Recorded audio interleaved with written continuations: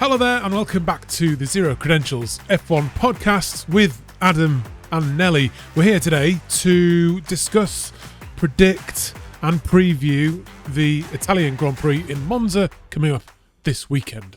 So, plenty to talk about as usual, Nelly. Let's do it.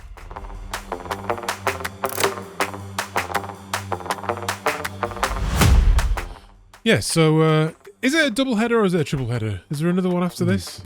I don't know. I love it coming thick and fast though. I love it. Yeah. Just the more the merrier. Every weekend from now till Christmas will do me. I don't care. Yeah. We've done. Do you know what? I've done some extra research for this video and for this race.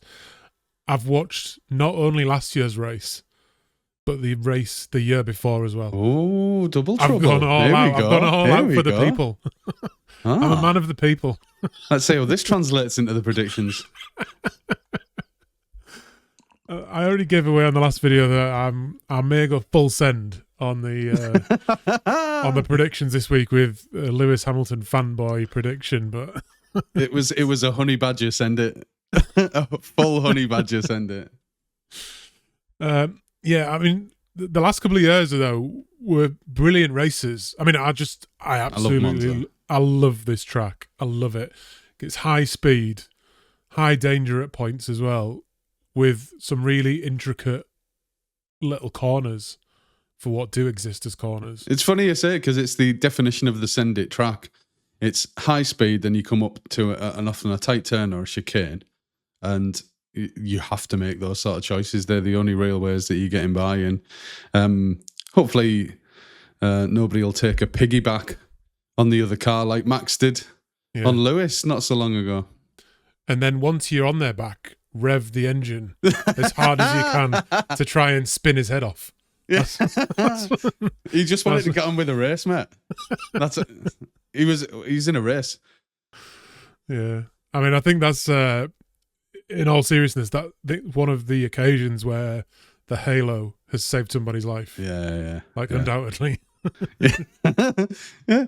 Just rev 1,000 horsepower through somebody's skull. That'd be nice. I didn't actually watch the highlights of 2022, but the last 2 years' races have been thrilling. Last year we had, I don't know if you remember, it was when we had the McLaren sort of the start of, or an evolution of papaya rules. Yes. When Oscar did Lando at the chicane. He did an incredible overtake on the outside to give himself the inside for the second part of the chicane. It was ostentatious, really. I mean, that was possibly the point that Oscar Piastri announced himself. It's like, I'm here, I'm not going anywhere, and I don't give a shit. And Lando ended up recovering a few points for it, but it was taken by the Ferrari boy, Charles Leclerc, at the end. Through a little bit of tactics and strategy. So it's all to play for. And we know that Ferrari build their vehicle for Monza. Yeah. It's the first thing in their mind when they're developing a philosophy for a car. So this is the time to shine, really. We'll see how good or bad the Ferrari is, because if it shits the bed in Monza, then we'll know they're in a fair bit of trouble. Yeah, we did ask on the last video, have they hit rock bottom? And the answer is probably no, if they do. If they do even worse at Monza. But I'm hearing that they're potentially bringing a Monza spec rear wing. Yeah, I've heard there's a mega wing on the way. Yeah, I think it's basically a piece of paper, isn't it? They're strapped to the back of the car and call it a wing to reduce the drag as much as possible. But I mean, the last 2 years they've been in the top. Both cars have been in the top four. They were first and second, or first and third last year. The podium, they certainly they were first last year. It was the two McLarens after that. Yeah. So, and then I think the year before that, the two Red Bulls took it, didn't they? But they seem to podium though. At least one of them seems to podium. Yeah. Which has completely jinxed them now for this weekend, and both of them will crash and burn on that one. Our tactic of basing anything on previous year's races is going to be Red or black, baby. Red or black. It was red last time, so it must be black this time. Must be. I think maybe one way to move this forward today is just to crack straight on with our predictions, because we're getting to the thick end of the season. Whites has taken the lead in the competition that we're having. So let's start. We've got a lot more information at our hands now, so we're refining our predictions and we're scoring more and more points in each round because we have a real firm grasp on the vehicles, the cars, and the tracks. So it's practically not even a game anymore. We're just giving people the final results earlier in the weekend. That's all we're doing. This is what will happen this weekend. Yeah. One of 3 scenarios will occur. And if you miss the race, it doesn't matter. It doesn't matter. We've already told you what's going on. Let's start with Whites then. Actually, it was him. Maybe it's his information that I'm giving away as my own. He says, I hear Ferrari are bringing a Monza spec extreme wing that they may or may not use, but I still can't see them beating McLaren. True. That is a rational, smart take. All of the things I'm not going to be using for my predictions. You've been given a nugget of science and information, and you're rolling it up and slam dunking it in the bin. That's it. It's done. No, thank you. I want the story. I want that narrative to feel good. I'm all about the sentiment, not the facts. Although we've been getting a little bit of criticism from some Australian fans who are not happy with our coverage of Oscar Piastri. Although, I've got to say in defence that we gave Oscar a lot of love last week. Yeah, absolutely. Although he wasn't in the title, because no one's searching for him just yet, we gave him a lot of love. No, we respect the lad, and we actually appreciate his cool and clinical style. And it's really, really impressive because he's faultless. He doesn't put a foot wrong. Yeah. It's very impressive.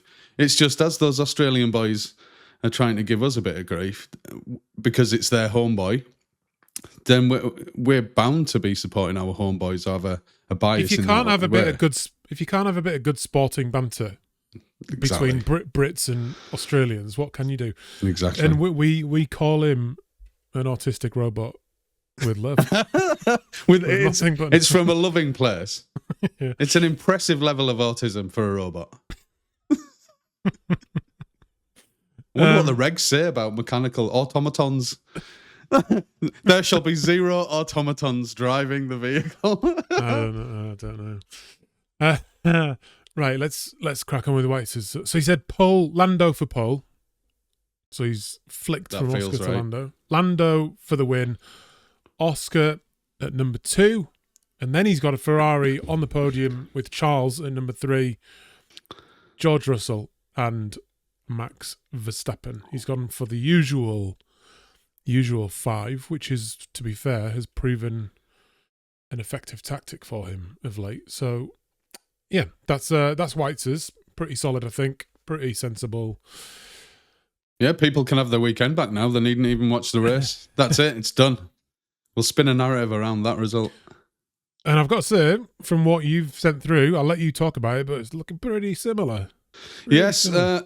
I can't see beyond the McLarens. I want Lando to win to keep the title alive. But then I have gone a little bit sentimental, Adam. A little bit sentimental by having the Ferraris follow 3rd and 4th.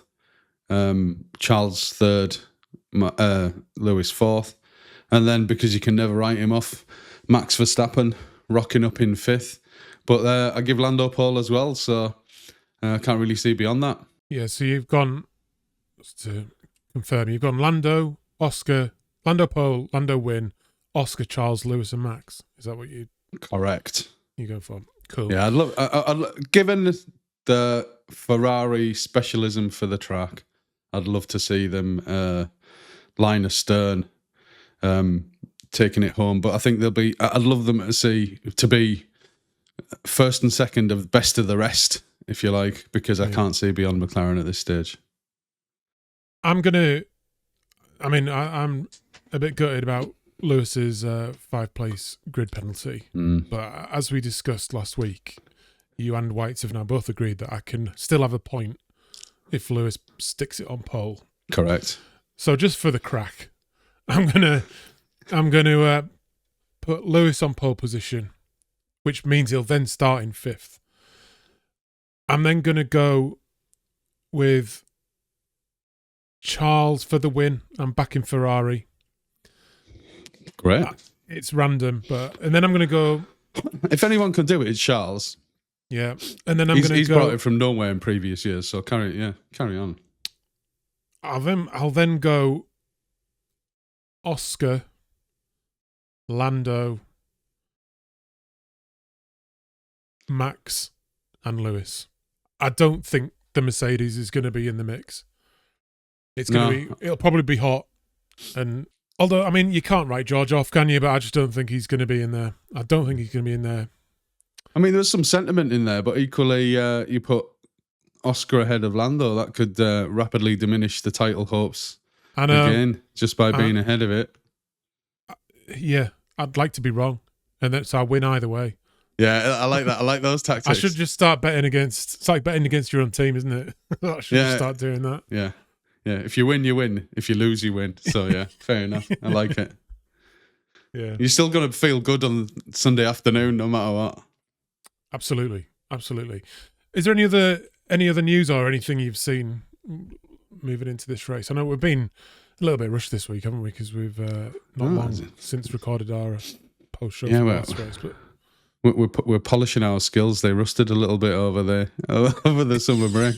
But no, it's just fascinating to see what papaya rules will evolve into over the next couple of races, because I think it'll be very telling. If Oscar starts taking a lead significantly to Lando, will essentially switch off Lando? I doubt it, because they're the only two racing for it in any real way. But how will it change their mindset? Because papaya rules, in general, it's a laissez-faire approach. Just leave well alone, isn't it? And sort of let them get on with it. As long as you don't crash into one another, you're pretty much okay to race. It's whether that starts to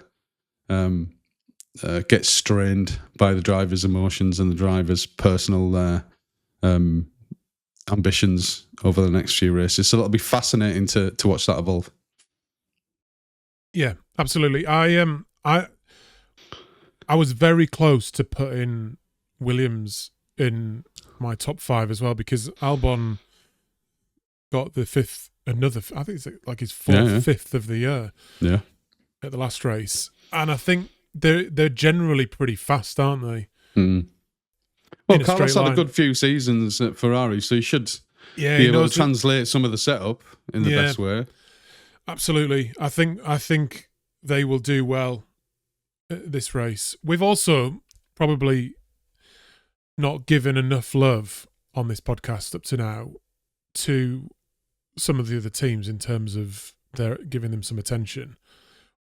One team I was thinking I'd like to talk about is Alpine a little bit, and what is going on there, because I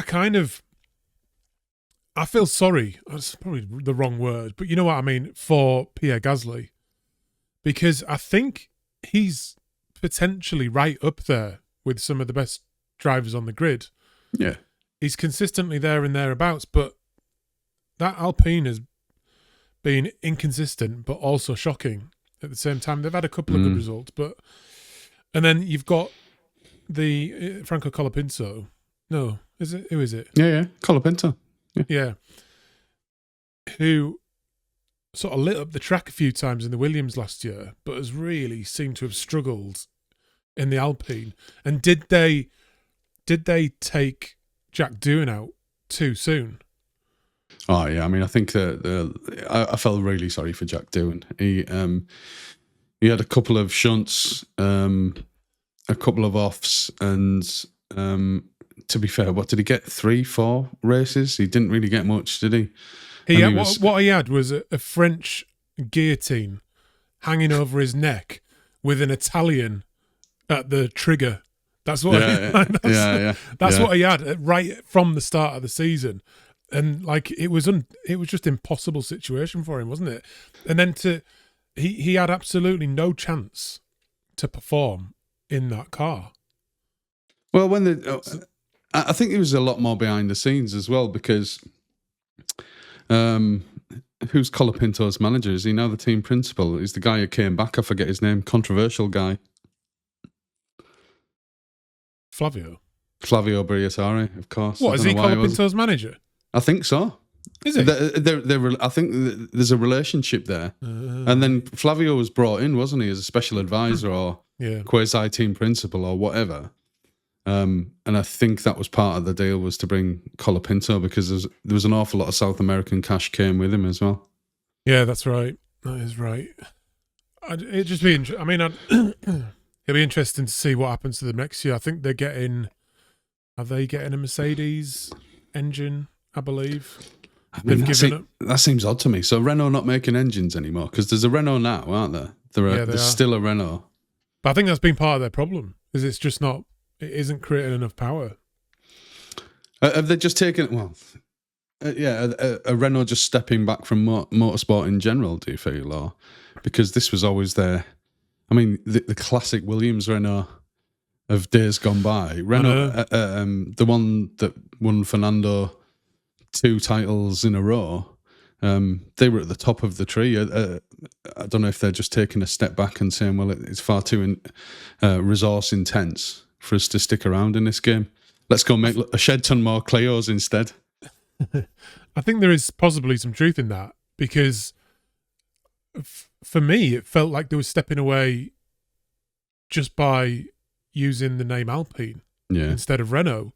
And I know Alpine is supposed to be their sort of racing brand, premium brand, but the Alpine I see advertised on the TV between the adverts at the F1 are for some little electric thing. So it's not exactly a brand that's getting the blood flowing, is it? It's so yeah, I mean, I think they probably are trying to protect the brand a little bit. You're right. I think it's probably too expensive, so it's easier, probably more reliable and fast and cheaper just to rent a Mercedes engine. Yeah, I mean, because as soon as they turn the infrastructure off at the factory, i.e. they will be no longer making any F1 engines for anyone, then you can't restart that very easily. No, not without a huge cost. So it sounds like this is potentially the end of Renault in F1. Yeah, I mean, we do on the plus side to that though, we do have Ford coming back in, don't we, to sort of help Red Bull out. So that, I mean, next year is going to be an interesting one, I think, because I'm not that excited about a 50-50 electric internal combustion engine mix. I think probably I'd be in favour of a V10 with some sort of biofuel, even if you just stick a green sticker to the side of a tanker of Shell oil. Do you know what I mean? Yeah. What's this made of? Oh, this is made of plant juice. Yeah, that's it. What comes out the back? Flowers. Does it sound like a V10? Yeah. Let's burn some fossils instead. Let's just burn some fossils. Which is essentially plant juice, isn't it? Yeah, well, ultimately. We're going to get cancelled. It's fake news. No, it isn't. No, it isn't. Exhaust emissions are a bad thing. But in the scheme of things, 20 and soon to be 22 cars running around in a circle for 2 hours on a Sunday is not going to necessarily change the world. No, absolutely. Right.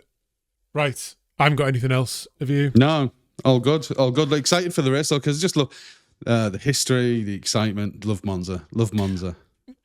Yeah, also the other thing I love about Monza is the podium. Best podium of the year, by far. Definitely. By far. Hanging over that track with Lewis Hamilton in red. Is it one of the last ones that they actually let the fans flood out onto the track? I'm pretty sure they've done that at a few tracks this year. They do it in Silverstone, don't they? Well, to be fair, trying to say the Italians, I'm sorry, sir, you can't do this, is an impossibility. So they're going to do it anyway, so they might as well just try and corral it in some way. But yeah, fantastic sort of bridge structure, tipping over the track, just slightly tipping over into the track and the pit lane. Fantastic. The fans get close to it, and I'm sure it's one of the ones that the drivers want to get to the most. Yeah, absolutely. We'll be back. Please subscribe. Make sure you do, because do that. There's not enough of you subscribed who are watching, so please subscribe and give us a like. And we'll be back on Monday or Tuesday, whenever we figure out our diaries, with the post-race show from Monza. So I hope you enjoy your race weekend, and we'll see you again very, very soon. Bye-bye.